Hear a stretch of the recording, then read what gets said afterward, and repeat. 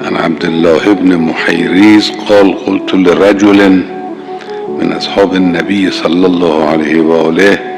حدثنا حديثا سمعته من رسول الله صلى الله عليه وآله قال لأحدثنك حديثا جيدا تغدينا يوما مع رسول الله صلى الله عليه وآله ومعنا أبو عبيدة بن الجراح فقلنا يا رسول الله هل أحد خير منا أسلمنا معك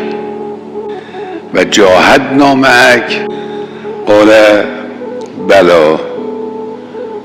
قوم من أمتي يأتون من بعدكم فيؤمنون بي اینا از شما افضل